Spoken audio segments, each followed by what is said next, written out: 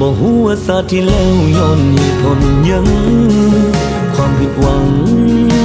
มันจังเลือกอายเจ็บปวดร้าวทุกอย่าง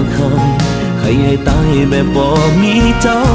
บ่ฮู้ว่าสาเหตุนี้อายเป็นหยังเรื่องราวความหลังคือเลือกทำร้ายหัวใจนี้ให้แพ้พ่ายต้องเกิดต้องตายกี่พันปีอายนี่สิสมหวัง